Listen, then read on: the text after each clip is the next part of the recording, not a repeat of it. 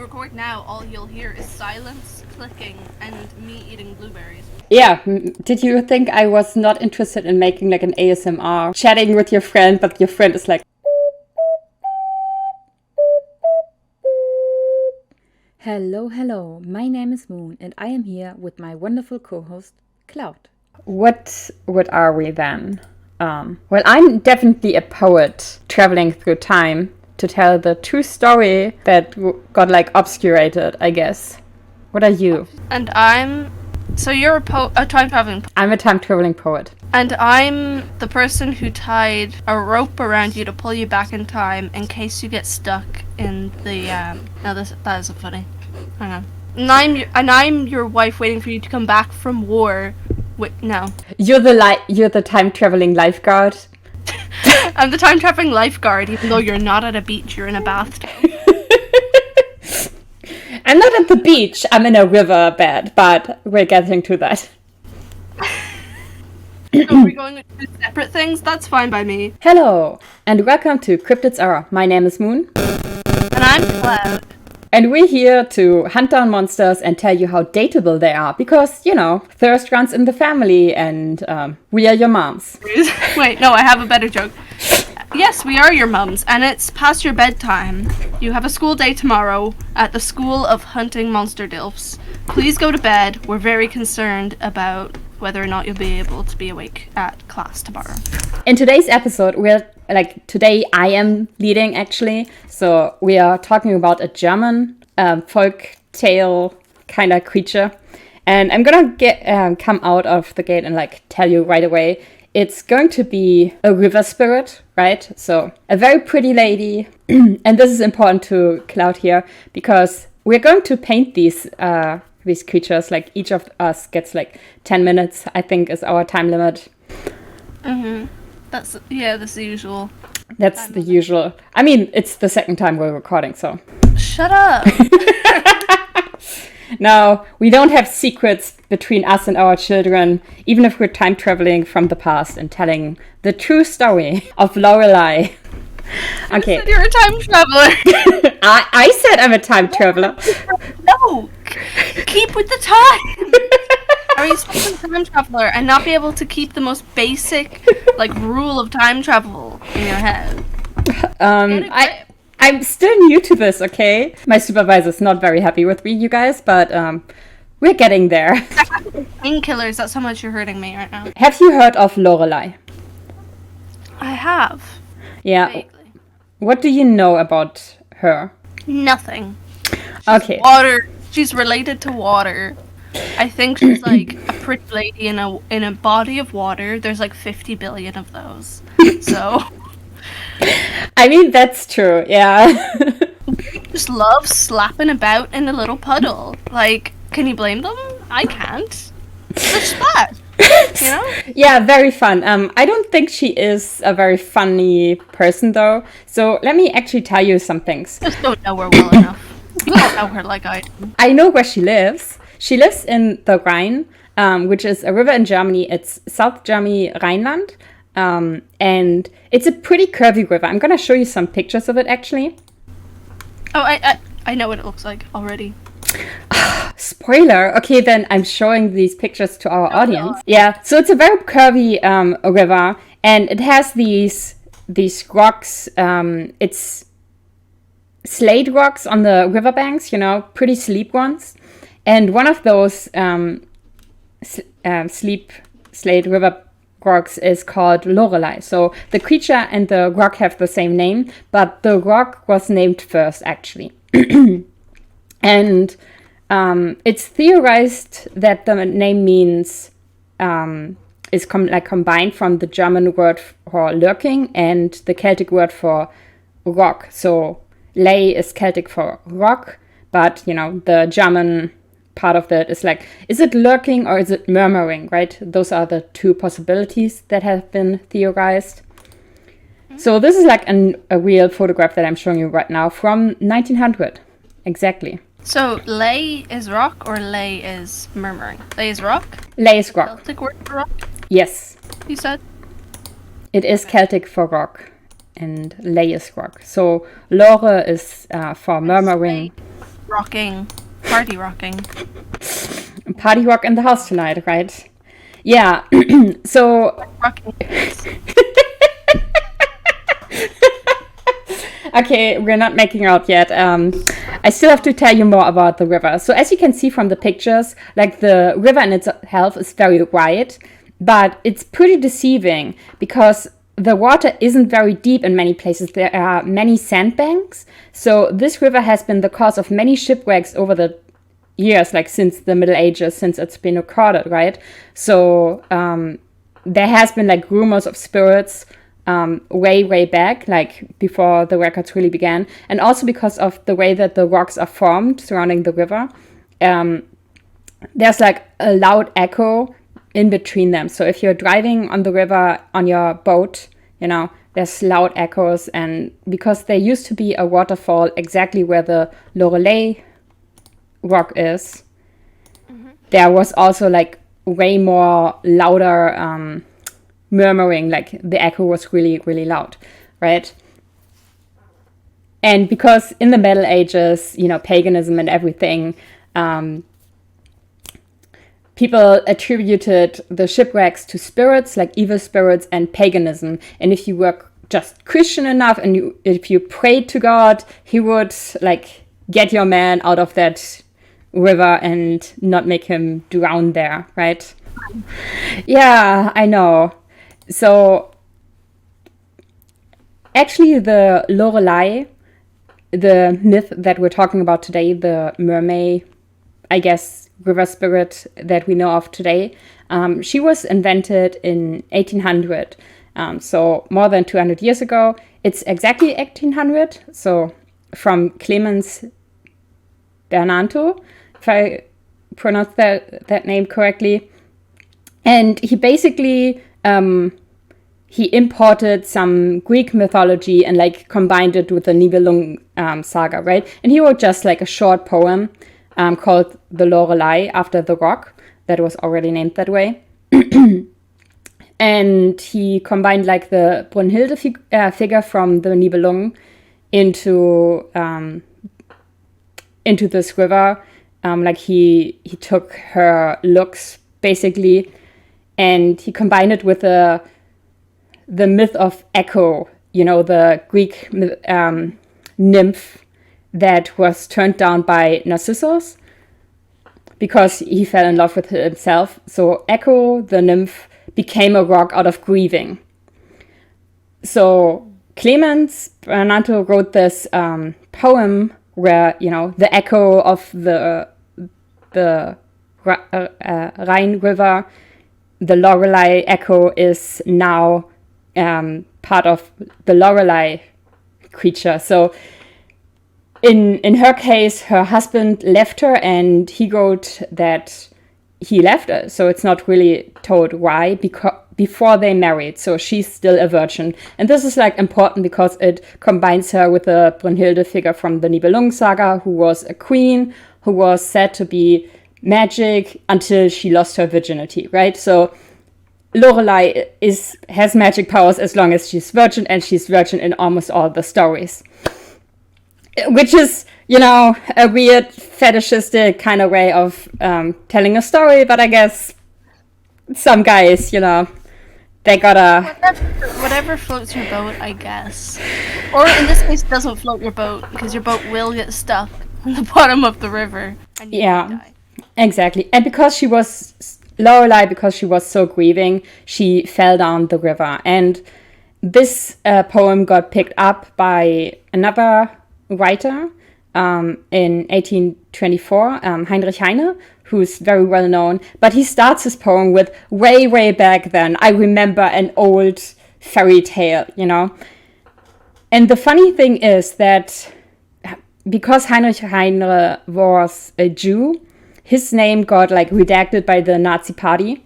And then like people forgot that it wasn't an older telling of the story than the one from Clemens Bernanto. So for a time, you know, there was like confusion in the timeline and stuff like that. So people attribute this poem to be way older than it actually is, you know? Very European of them. It's very European. And it was all, so Bernardo and Heinrich Heine's poems, they were like very popular, and they were part of this romantic movement. Again, this was in the 1800s of 1820 to 1850, where there was a lot of poetry being written about different parts of Germany, because Heinrich Heine, the Jewish German poet, he wrote a lot about different places in Germany, kind of to build up a sense of, I wouldn't say nationalism, but like a sense of pride for the place that would become the Weimar Republic, because Germany, as we know it now, did not exist in this format, because Germany used to be, for a very, very long time, be like such a big clusterfuck of just so many different states who were like very tiny parts of nowadays Germany. So he wrote all of these poems in a movement that's called Romanticism, and trying to like connect the old stories of like German folk tales and like reimagine them, or like reimagine and reinvent new fairy tales. And we call them like art fairy tales, And that was a very popular movement in the German language, I guess. And also, do you know the Hans Christian Andersen fairy tales? Yeah, those were also like these type of fake art fairy tales, right? They're not real fairy tales because they don't have, like, they have one source, basically. But the interesting thing about Lorelay is that it got picked up by so many different artists that it became a fairy tale kind of just by everybody writing their own lore into this character, right? Because there was a place, there was a river, and people wanted to give more to it, right? So there were a lot of paintings being styled about it, and many of the depictions. Actually, let me pick up my gallery folder here for that. I'm not sure how many of these we can show, because some of them show some titty. Oh no. Oh no, no. You can't be shown on the YouTube. Yeah, we're gonna censor them. So Lorelay, in this painting by Albert Ludovici, this here is Brünnhilde, but it's also, part of the inspiration. This here is also Lorelay. It's one of the earlier paintings. It's kind of interesting to see. This here is, I think, very interesting to see how like an abstract artist like picture Lorelay. She was often depicted with a harp, because she's like based on Brünnhilde, and Brünnhilde in and of itself was like based on an Icelandic queen, I think, in the Nibelung saga, and she was also like super. She also had virgin powers, like as long as she stayed a virgin or unmarried, I guess in this case. Because I know for context, I did classical Latin in college for 4 years, well, technically 3 years. And when we were translating basically the word for virgin, we were often told that the word virgin and the word unmarried were just interchangeable, and so sometimes that can easily be mistranslated. Where like it doesn't always, obviously it does often mean like what we consider virgin to mean now, but it can also be mistranslated into virgin in the context that we know now culturally, when it actually just means not married, Yeah, and that's really cool and interesting, because Lorelay in and of itself is often depicted as like grieving her husband on her wedding day, So in a lot of poems, she is written to be like in her wedding dress and like riding on a horse, kind of as if she was riding to a wedding, even though, her husband has like died and left her, and she's like uncertain about his whereabouts. So she dressed up for the wedding day and just kept the dress on for the entire time till he didn't. I support her. Like the idea of like you get a wedding dress, you wear it one day, you never wear it again. At least she got some like time out of it. Yeah, that's true. Like it's also unclear. Like in some poems, in some of the works that depict her, she has magical powers. Like she's called a witch, she's called a nymph, because she is based on the nymph Echo. and stuff like that, and like Greek mythology. But it's unclear if that's true, because oftentimes her magic is just that she's like so sexy that she can seduce anybody, but the one that she loved didn't. Like, she wasn't able to. So is she really a witch, or just people are just thirsty for her? Same thing. In mythology, same thing.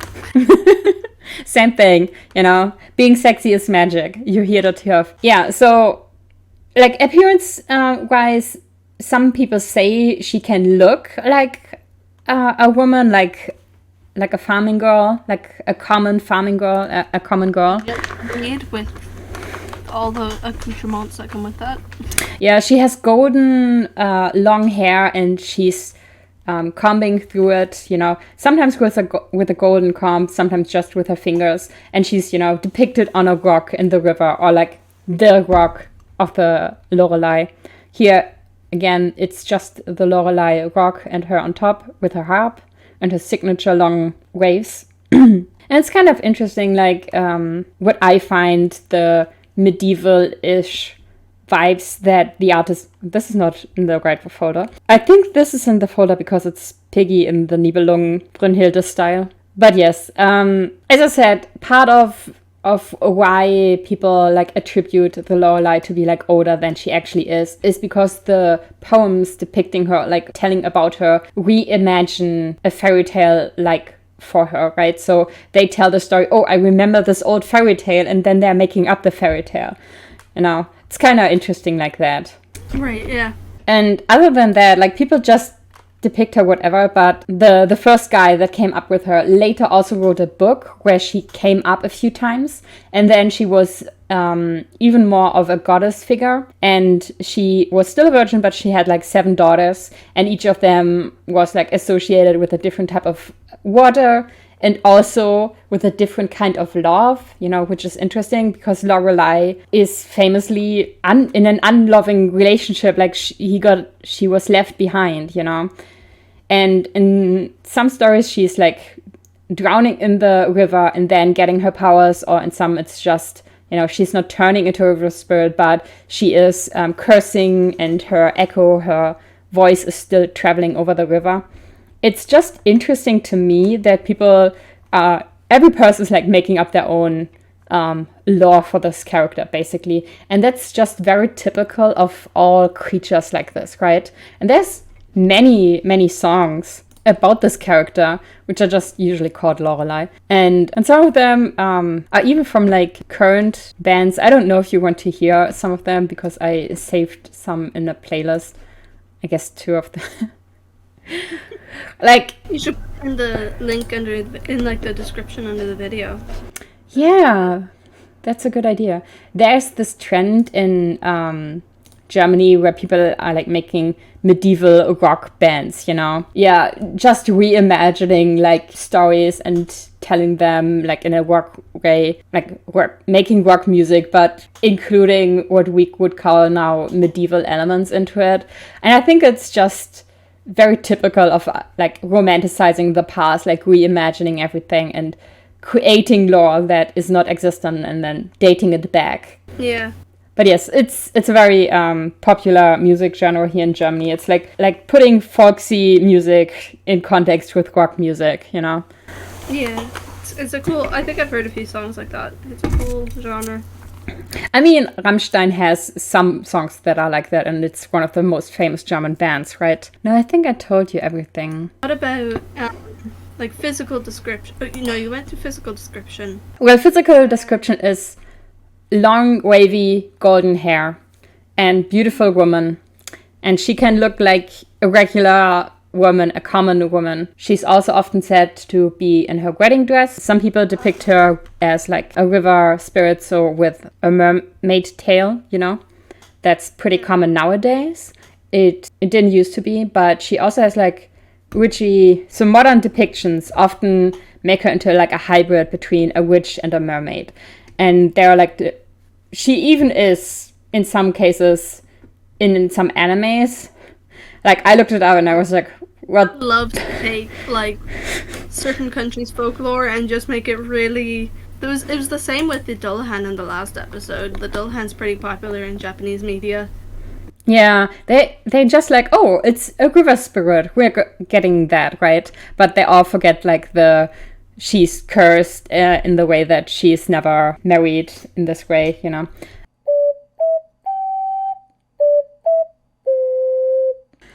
Hello, hello. You're listening to a dark radio signal, and we are here to spread the word of our sponsor today.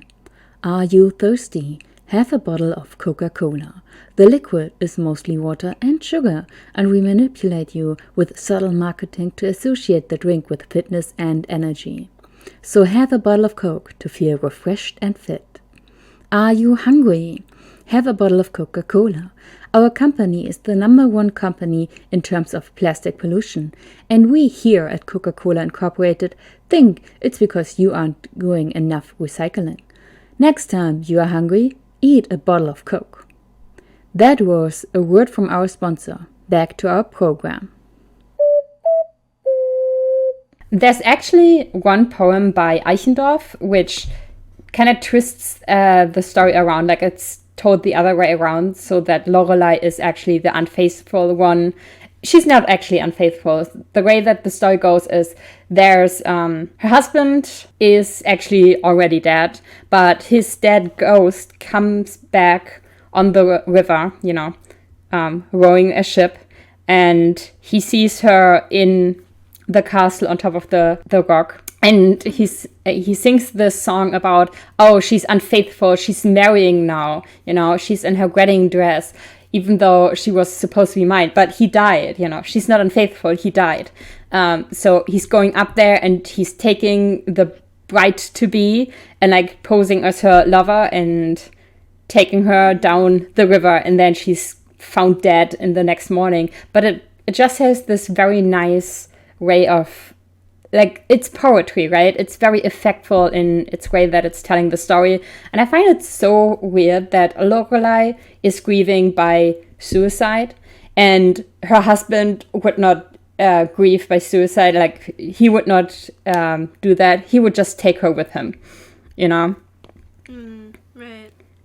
It's very much the entitlement. I'm sorry, I'm skipping about the description because there's not much description. As I said, it's mostly about songs. People focus on how pretty she is, and because, you know, it's kind of tied up with German ideals from the 1800s. Pretty features are obviously gold hair and, like, I guess, slender white woman. Yeah. Pretty generic. Pretty generic. There's not much else to say. You know, golden comb in her hair that she uses for her hair. If you were to summarize, what would you say are her abilities, and like, or are you going to do that later? Like what do you think her hobbies are? What do you think her strengths and weaknesses are? That kind of stuff, or is that, have you got that planned out already? No, I didn't really plan that out. I think her abilities are the singing. You know, she's nowadays people make her into a siren-like creature. Like, the echo is not just her cursing or like whining about her husband leaving the world or like being unfaithful, leaving her behind. They make her into like an active siren. Some people say, oh, she's just not rescuing people in the river, you know. The rumors, the river is pretty. Your ass just because you went and brought a boat into like a shallow river. Like, she's not, that's your fault. She's not gonna help you.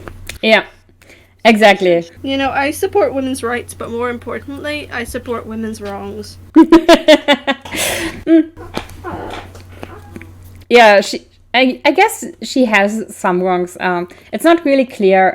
As I said, many poems are very Christian, and especially with the movement that started it all is like very, the poem that started it all was about if the Lorelay would just go into, you know, becoming a nun, none of this would have happened, because she was supposed to become a nun and just wait for God, and then, you know, but she asked for one last favor, and that was to look into the river Rhine so she could look out for her past lover, you know. And there's actually something that I forgot to tell you. There were 3 knights escorting her to become, you know, to go become a nun. Right. And they died on top of the rock with her. Like, she fell down the river, but those could not climb down. The knights, they were unable to climb down, so they died there, I guess, of starvation.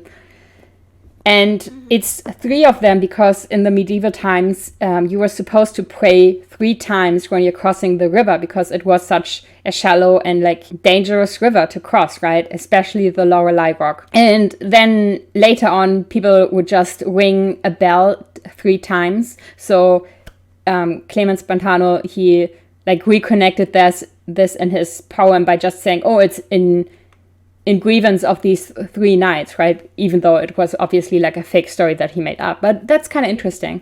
And so in many songs, they repeat her name 3 times. So it's Lorelay, Lorelay, Lorelay, you know? That's like Bloody Mary, or I think actually that might just be Bloody Mary that you do that with. Yeah, you're not summoning her with this, though. You're just, I guess, appeasing the spirits or like paying respect to them. She doesn't. I think Lorelay and Bloody Mary would be friends, though. Well, I don't know. Lorelay, she strikes me more like a tragic figure, you know? Like, I imagine her in a way that she's so faithful and she just doesn't want anyone to get involved with. Like, she's not using her magic to seduce men. She's just, you know, saying, hey, fuck off. I'm becoming a nun, but I'm just, you know, You might still be... Like, that doesn't mean she can't have, like, a margarita with the gals on a Saturday, you know? And the gals could be Bloody Mary. You're faithful and you don't do things to hurt people doesn't mean you can't be friends with a few demons. You know? They're just your friends. Yeah. You don't know what they do in their spare time, necessarily. Like, if they do a few murders, that's none of your business. And maybe, you know, the loneliness changed her. Maybe now she is the siren that many people depict her as, you know.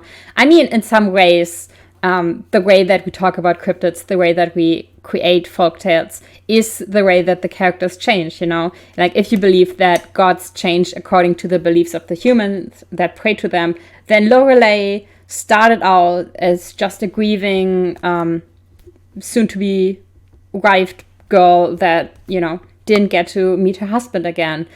And maybe now she is the cold-hearted siren that just lets people drown, and then she's partying with other girls. Yeah. That's the ultimate, like, that's what the single life is, you know. She had a fiancé, he's dead. What else are you gonna do? Not embrace the lifestyle? No. You're gonna go, and you're gonna have brunch, and you're gonna have fun. And you're gonna own a stupid little white crusty dog and name it Breakfast. And you're gonna wear high heels on a Sunday, because fuck it. You have it all planned out, right? Okay, great. You had some other question. What would her hobbies be? Yeah. I am a single bachelor looking for a girlfriend. And like, the Lorelay sounds great, but why do you think why do you think our listeners should choose the Lorelay out of all the other options available on the market? Well, first of all, she's like unbelievable pretty, so jot that down. And the next thing is, it's probably pretty cool to just sit with her on her rock, like see the boats go by, and maybe curse them if you're feeling like it, right? She can teach you some magic. Probably is like fun on some dates, like really into singing, you know, water magic, the usual. I think she has like this old touch to her, like she pretends she's older and more, you know, sophisticated than she actually is. But she probably knows like a lot of literature, a lot of poems, and she could just take you down the river. Like, the Rhine is a pretty... Cottagecore, like a water-themed cottagecore date. You go and you read old books by a river that has killed millions of men. It's really romantic. Yeah, I know. I knew I would speak to your sapphic ass, right? and just, I mean, I saw a travel vlog who said, oh, the Lorelay, the rock is not that impressive. He wasn't impressed. I was like, dude, there have been so many shipwrecks right there where you're standing for centuries. That's so stupid. Like, I think because the river is shallow and people don't get that that's actually what is causing so many shipwrecks, you know, because of the rocks, there's like a lot of fog building up there. Like, it has the very typical in the mornings. It's super foggy and just the rocks are, you know, standing out from the riverbed and you're on the river and everything besides you is like these very steep rocks. Can you imagine it? It's so romantic. It is. It's really romantic. Oh, another thing is, I think you could pretty much count on the fact that she probably won't cheat on you. No, she won't. Stick around, maybe to a fault. Just make sure you don't die while you're dating her, and I think you'll be fine. Genau, she's loyal to a fault, and that's how she became a spirit. Maybe that's how you became a spirit as well, if you're dating her, you know. Oh, me personally? Yeah, I'm a ghost. I know. Cloud is our ghost here. Resident ghost. So, did I convince you? Well, I don't know yet. We'll have to see. We should probably... Will we draw first or will we rate first? I think we should draw first. Yeah, sounds about good. Sounds about right. Do you need a picture of the river? No. I'll just draw a river. Okay. I can use my imagination. Let me just get color picked. And... Oh, start recording. Someone is confident. What? You're very confident. Who said the river will even be in my thing? I'm drawing me and the Lorelay out on a date that might not be water related. So. How dare you? Okay, I'm ready. Let's start. I'm such a perfectionist. I'm looking at the river photos here. I'm being like, hey, do I want to draw the entire landscape? Why? You know me! Bro. Stop putting my art up. Like, just draw something stupid like I am. It's a classical story. It's like, I cannot be stupid. You know that. I'm stupid all the time, so I need to like show off whenever I can. Let it be known I don't know how to draw rocks. It's not something I'm generally all that into. It's no problem. You're very good with character art though, so I'm not worried. No, you don't know what I'm drawing. You can't say that. This is not representative of my character drawing skills. Okay. You say this now, and then later I'm like, oh, why did I trust you? Now I look stupid for drawing something silly. You won't, don't worry. Do you need more time? That's not how this works. I feel like I underprepared in a way, even though I was like really fidgety for the last 2 hours before we called, being like, I know. Oh, I'm sorry. It's not your fault, it's kind of my fault. I forgot how wedding dresses looked like. I'm just gonna They don't look like anything. They just have to be white. Yeah, that's a problem. I wanted to draw a red one. Or a red wedding dress. I also told the story in a very weird way, so I feel like I have to cut around that. So the thing is about like the water spirits, like girls, you know, with water powers. Like I found a lot of them. I have like a poem book here that has like very old poems here. And the Lorelay poem obviously is here in as well. It's kind of interesting. Some of them have like old dialects or like are written in a way that you're like, oh no, I cannot read this because it's not current German, you know, stuff like that. And the way that the first Lorelay poem starts, it starts with a very weird zu Bacharach, which just means zum Bach, but he's like on purpose saying it weirdly, you know, to sound more old-timey, I guess.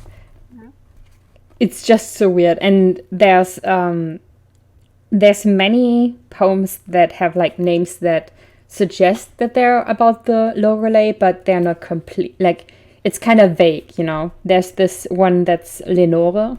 Oh, I think that rings a bell, though I could be getting that completely wrong. Yeah, the Lenore one is also where a woman is grieving her husband. Like her husband has left her and she doesn't know where he is, so she thinks he's like cheating on her or something. And her mom is like talking to her, being like, "Hey, just pray and find a different man." And she's like, "No, I'm gonna be loyal to a fault, right?" So then her husband, I guess fiance, turns up again, but it's a ghost, and he like brings her to the reign of the dead, the river down the river. It's kind of weird because he keeps asking her, "Oh, are you praying? Are you praying?" Because she's supposed to pray, and then he would leave her with the living in the living world. But she's just saying, "No, as long as you're here, I don't need to pray anymore because you're here again." So she's like turning away from God because her love is so great that she's turning even to her dead husband. She's not supposed to do that, or like see. And it's like not said that she is a witch or that she is the Lorelay, but she has like the same story beats. It's also written in the same time frame. So I have this very strong like idea that it's about the Lorelay, but you never know because like it's poetry, it's poems. It's like from people who were writing to be obscure with their references. It's really frustrating in some ways. Yeah, I can imagine. But she just wakes up on the graveyard and crying, because she would rather die than see the truth that her husband is already dead and just visited her for one last ride. Like, German poems are very messed up. Like, most of them end in tragedy. Yeah, that's how it is, huh? I mean, that's how most fairy tales used to end as well. Yeah, and to be fair, a lot of fairy tales just in the world in general come from German ones. So, I mean, yes, as I said, people were kind of obsessed for a while here with fairy tales. Like writing, researching, and rewriting them like for centuries, To color this. Oh, congrats. Oh no, I said color. Yeah, I heard you. Not comrade. Oh, I also... Okay, we have like 10 seconds left. Oh. Well, yeah, you're ready? No, that's not what I meant. I meant, vibes. I don't... Okay, time's up. Okay. Well, this is what I got. Give me 1 second. I actually really like how it turned out.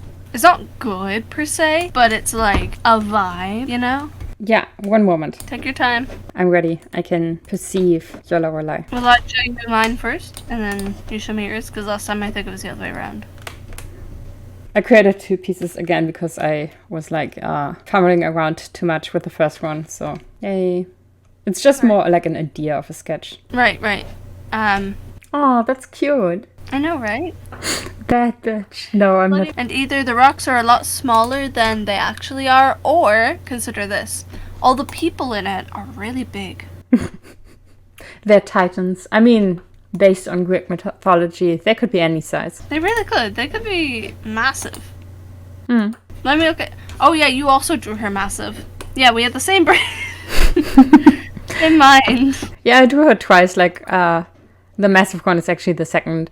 But I thought it would be, like, nice making her dance on the river, like in her wedding dress. First I wanted to, like, make a very elaborate dress and add some frills, and then I was like, no, I don't know how wedding dresses look. Making her bloodstained. Then I started with the second thing. I was like, nah. I included her horse, though. There. Because why is there a horse there? Because she rides on a horse. Didn't I told you this. She's often depicted as riding a horse that's also, like she is, decked out in her wedding gear. Right. But did the horse also die? I mean, the knights died. The horse must have died as well. Damn. Content warning for animal abuse. You know what? No, the horse didn't die. She climbed up the rocks and the horse was at the bottom, so it probably fled. This drawing is just inaccurate. Right. Such an art critic we have here. Yeah, for sure. That's... What else am I gonna be, huh? You drew a horse. I have to pick it apart. It's not even a good horse. It's like the shadow of a horse. It's a stick horse.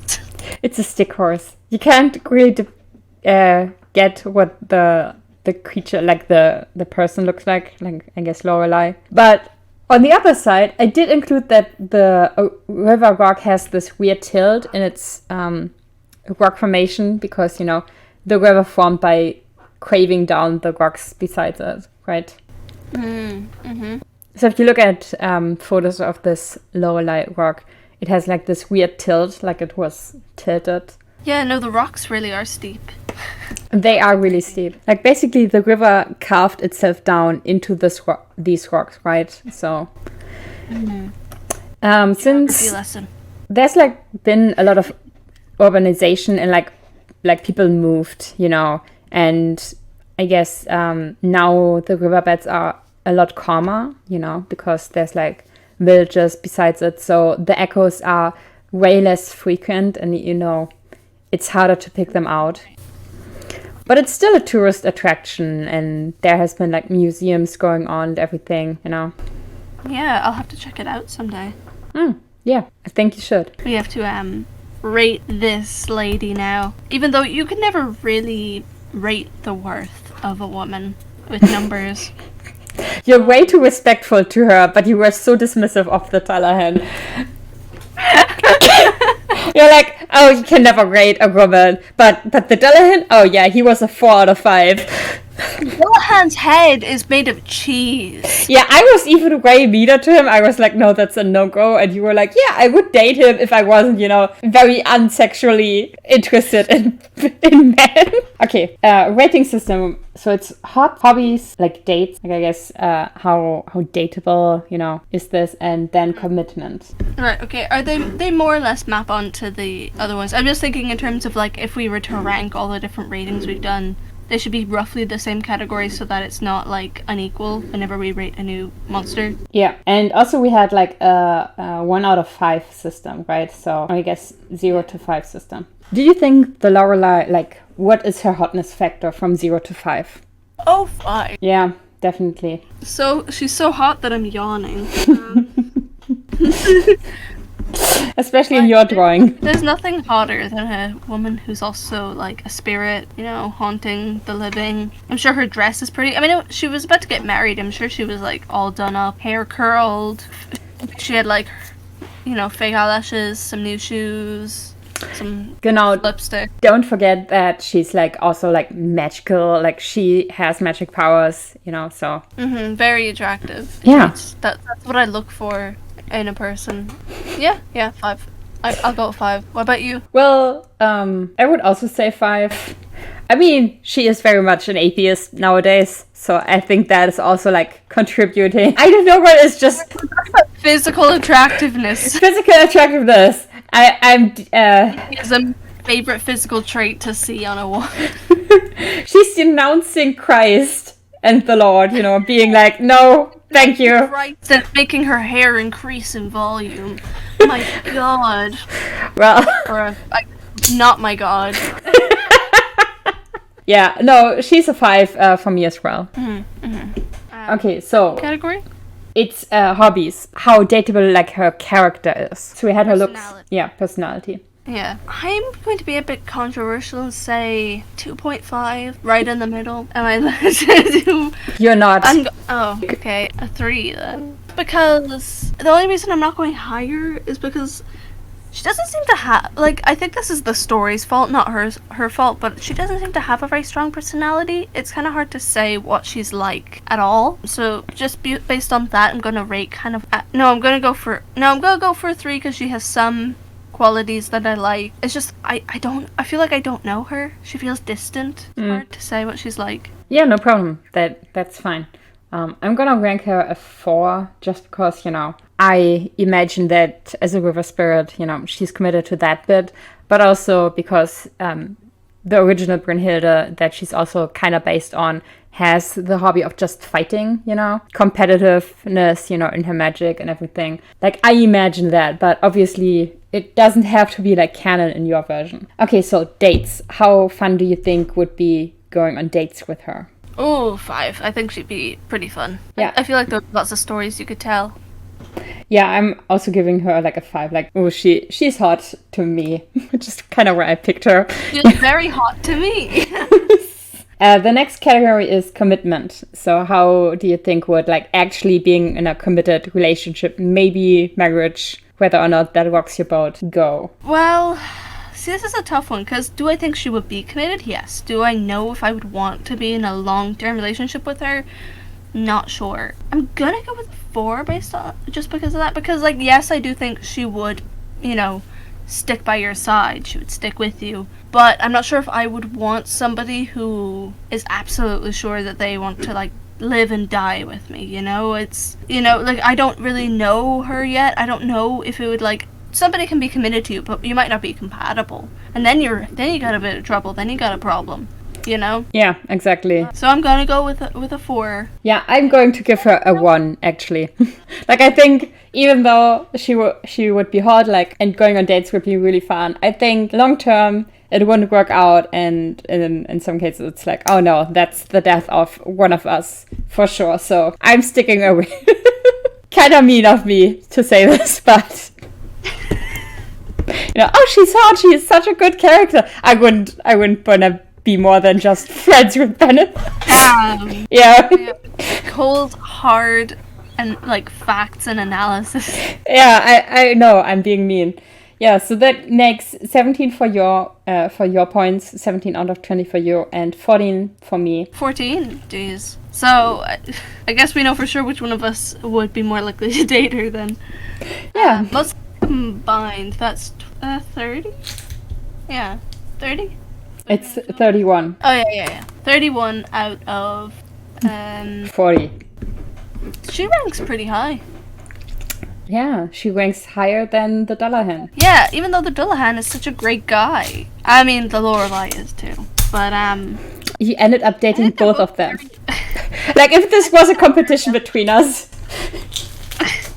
No, it's not a competition. I'm just, for our listeners, I am just trying to, I think you would have great options in the two of them. I think they're both very eligible dating partners for anyone, interested and looking. I think they're both real catches, even though, like, they're not ranked the same. Different things matter to different people, and, like, that's okay, Just because we ranked the Dullahan lower doesn't mean that you might not have a great time with him. And just because we ranked the Lorelay higher, you might meet her and go, ugh, who's this? Fuck off. I don't even like swimming. Why is she combing her hair the entire time?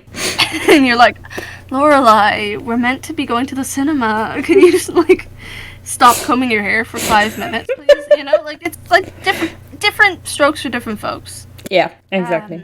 Like, that's the nugget, that's the kind of the message of the show, is there's someone out there for everybody, and there's some monster out there for everybody, and we're here to bring them to you. Exactly. We're monster hunters, from the future, from the past, from whenever we like to. Listen, from everywhere. Everywhere at once. We are cosmic. We never said we were human. What? You're human? Oh my gosh. No, I said we never said we're human. Like, I'm just clarifying. I think people might have assumed that we're like normal people existing on in one mortal plane, one, linear timeline. We're not. We exist all the time, always. Yeah, that would be boring. What would be boring? Being human? Yeah, it kind of sucks. Kind of sounds shitty. But we're here to spice up the human lives by bringing them some creatures of other realms. Exactly. Just the most dateable bachelors that we can find. So I hope you're having fun. Little package like you. Exactly. Okay, so that's it for episode 2. Thank you all for joining us, and we'll see you around. So much. See you at the next meet and greet. Yeah, the next meet and greet. Thank you so much for watching. You can find both of us. You can find links to both of our socials in the description, as well as our email, where you can send us any kind of questions you have about the show, or any fan art you might make based upon scenarios we brought up, or just even suggestions for monsters you'd like to see on the show. Who knows? We might pick yours. We might represent your buddy, Mick the werewolf. Who knows? Like, if you know a single monster and you think that they deserve, to find love, feel free to suggest that. Just send us an email. Exactly. Okay, bye. Bye-bye. I'm like very uncomfortable with outros. Can you tell? I'm quite comfortable with outros, can you tell? I never even say bye to my chat really when I'm streaming on Twitch. It's like, okay, I'm getting a headache. You kind of leave. You don't breathe or anything. You're just like, bye.